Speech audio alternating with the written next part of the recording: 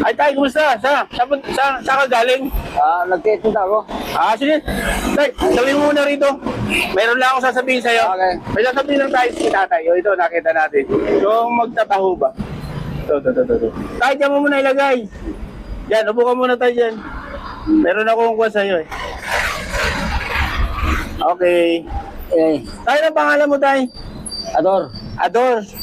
Saan ka nakatira? Silang umayaw. Sila umayaw. Pero ilang taon na po kayo? Magsi-69. 69. Ilang taon na po kayo nagtitinda ng taho? Ilang taon na po kayo nagtitinda ng taho? 42 years na. Na nagtitinda? Oo. Kung hindi ko naman kasasama, magkano naman kinikita nyo po sa magtitinda ng taho? Hindi pare-pareho, kumporme. Ganon? Oo, minsan ay maganda. Maganda, maraming benta. Oo. Diba? Ganon naman talaga, di ba tayo? Oo. Pero, may pamilya po kayo? Meron pa. Asawa? Meron. Ano pangalan ng asawa nyo po? Yunisa. Yunisa, sige. Probinsya nyo po? Anong probinsya nyo? Probinsya namin sa Narciso, Quezon. Quezon. Pero dito na kayo nakatira sa Kwan. Dito na. Saan lugar po? Dito.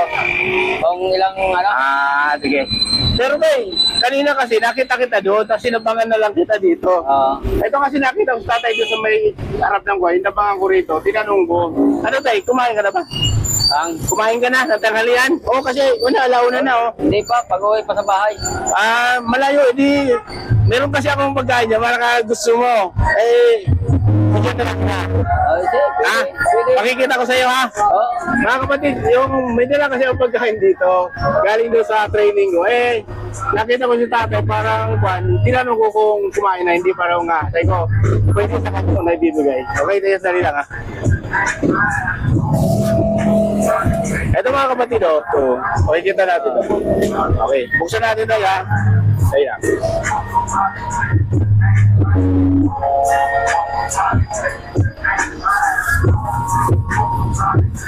Para makakain ka lang.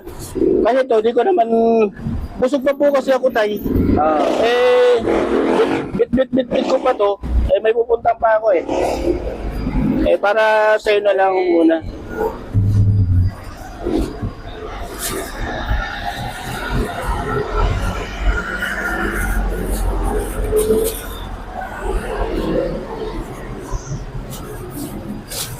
Ito mga kapatid,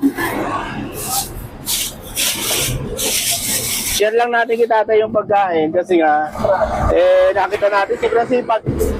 Mag-share lang tayo ng pagkain. Kompleto to tayo. Ito. Masarap to. Okay naman yung maya, di ba? Masarap ito. Tapos may tubig yan. Tapos may kanin, may gulay, Kaya, ibig na, kasi busog pa ako, itatay na lang. Nakita ko kanina, nasa lubong ko to Tay, buksan mo na kung gusto mong may kumain. Eto, may paiwan ko, anong laman ito? Pansit at saka ko lang ito. Sige tay. Hindi pa daw siya nanangalian. Sabi ko, sinata ka sa lubong ko doon. Sabi ko, baka gusto mo, sabi niya tao nakita ko. So, sipag, inayan ako pa naman ako. Sige tay, kainin mo na yan.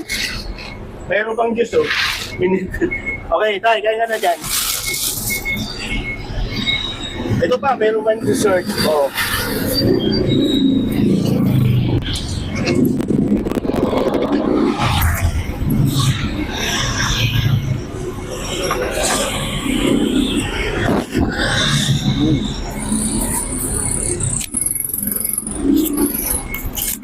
Ayan. Masarap. Ayun lang tayo. Ako na, busog na naman ako Sa'yo na talaga yan. Ibibigay ko na talaga sa'yo yan.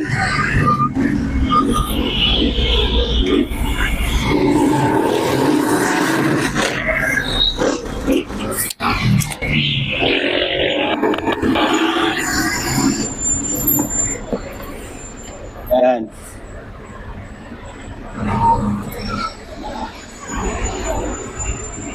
Yan, binigyan natin si tatay ng pagkain.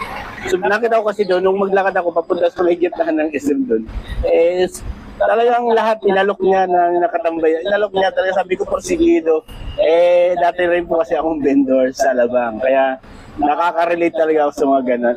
Nakita ko naman, imagine mo, 60 mahigit na. Tapos, di ba? Tiyaga pa rin. Ibig sabihin, may sipag, may tiyaga. Kaya ganon. Ay, tingin ka sa amin. Ito mga kapatid. Ito lang. Magandang ang kalooban natin. Yung pagkain na para doon. Kasi busog naman ako. Sa kanya ko na lang binigay. Sa part na yun. Kasi para lang... Para huwag na siya umuwi. Tapos pagbalik niya, ikot mo paano kakain. Tapos yung matitira, baon niya na. Tatador. Ulitin. Okay. At salamat sa pagkakataon na nagkita tayo ha. Salamat. God bless po.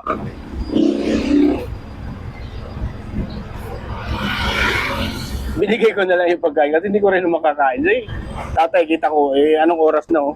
1:30 na. Okay mga kapatid, salamat. God bless po.